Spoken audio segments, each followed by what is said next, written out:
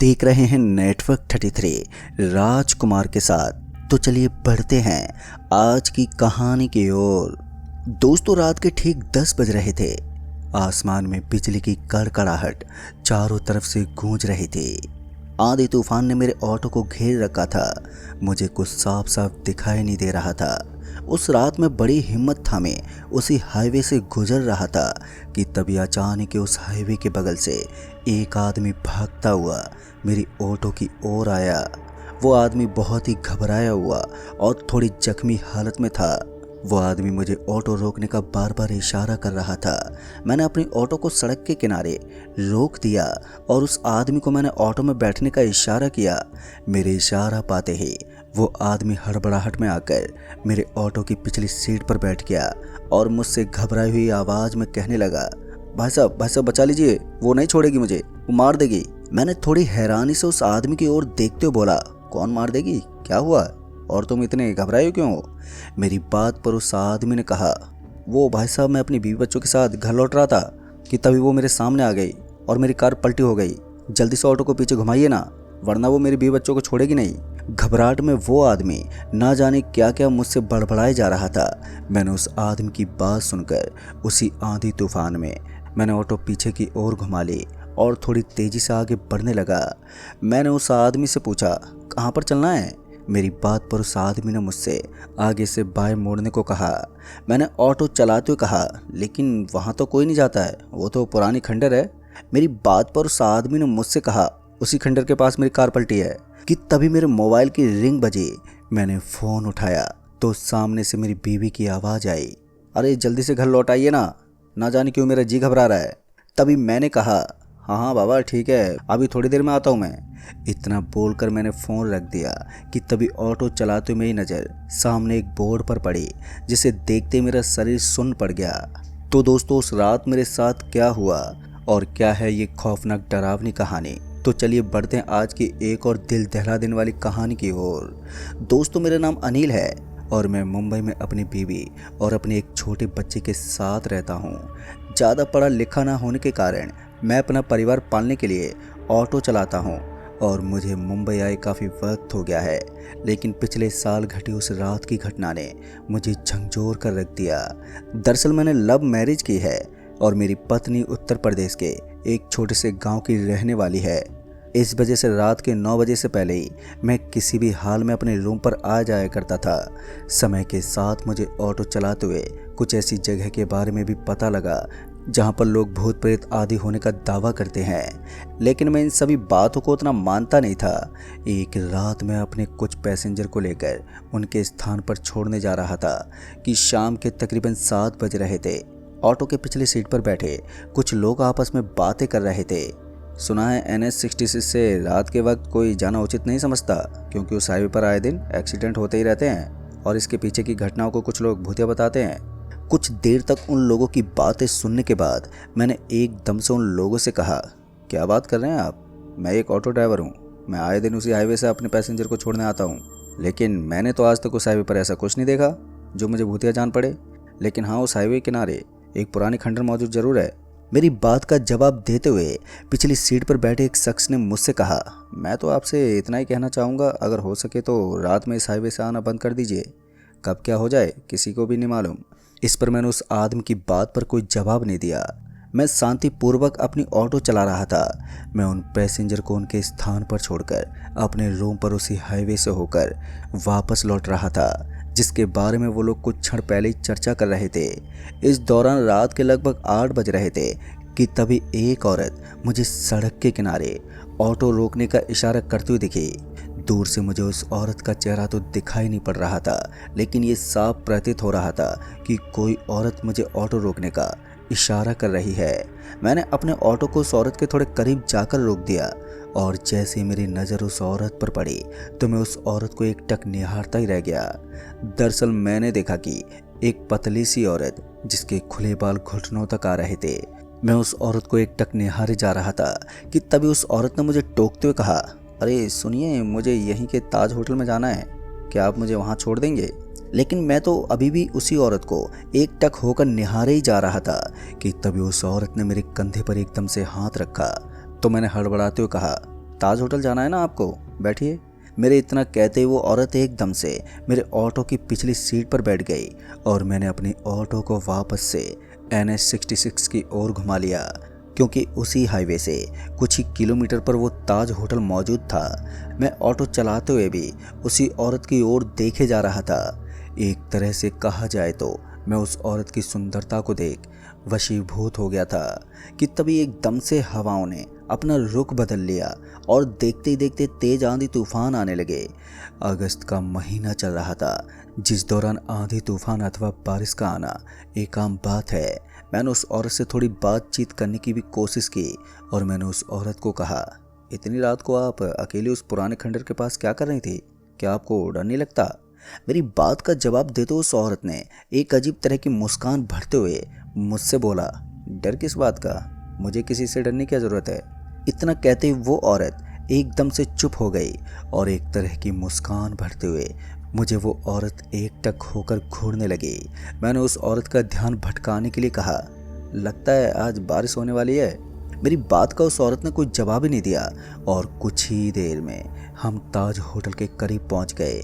उस औरत ने मुझसे उस ताज होटल से पहले ही ऑटो रोकने को बोला। मैंने तुरंत ही ऑटो को वहीं सड़क के किनारे रोक दिया और वो औरत मुझे किराया देकर वहां से निकलने लगी कि तभी मेरी नज़र उस सड़क के किनारे एक छोटे से चाय की दुकान पर पड़ी, जहां पर कुछ लोग चाय पीते हुए मुझे बड़ी ही अजीब तरह से देख रहे थे और आपस में कुछ बातें भी कर रहे थे।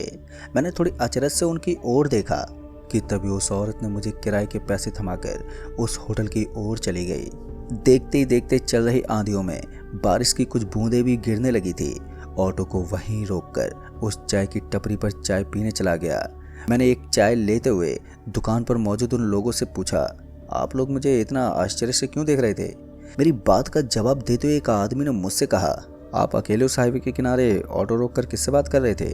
उस आदमी की बात सुनकर मैं तो सन्नी रह गया। मैंने थोड़ी हैरानी से उस आदमी को जवाब देते हुए कहा, क्या बात कर रहे हैं आप भी?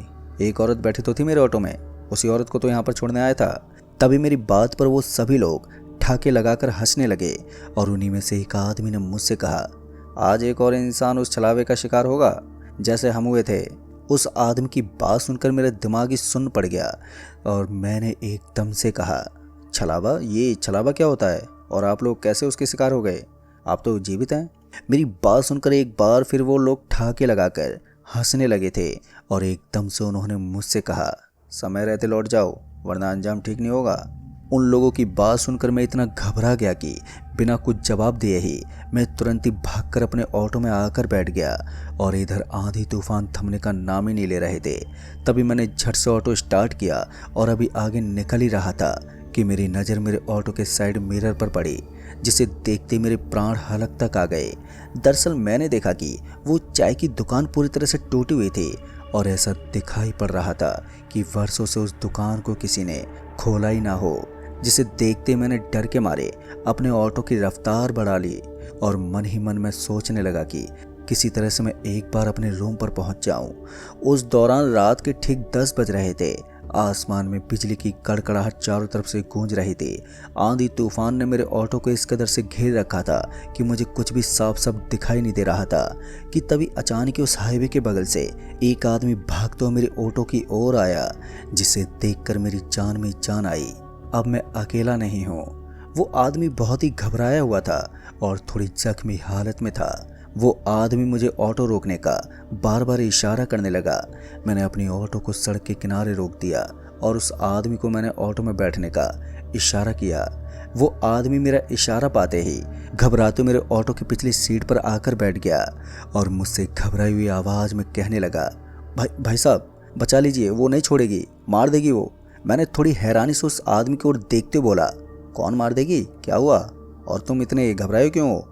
मेरी बात पर उस आदमी ने कहा, वो क्या है, मैं अपनी कार से अपनी बीवी बच्चों के साथ घर लौट रहा था कि तभी वो हमारे सामने आ गई और गाड़ी पलट गई।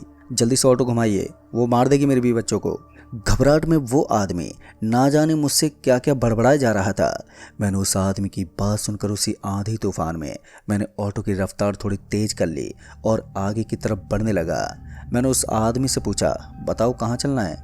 मेरी बात पर उस आदमी ने मुझसे कहा, आगे से बाएं मोड़ लेना। मैंने ऑटो चलाते बोला, लेकिन वहाँ तो कोई नहीं जाता। वहाँ तो सिर्फ पुराने खंडर हैं। मेरी बात पर उस आदमी ने मुझसे बोला, उसी खंडर के पास मेरी पत्नी और बच्चे हैं और वहीं पर मेरी गाड़ी पलटी हुई है।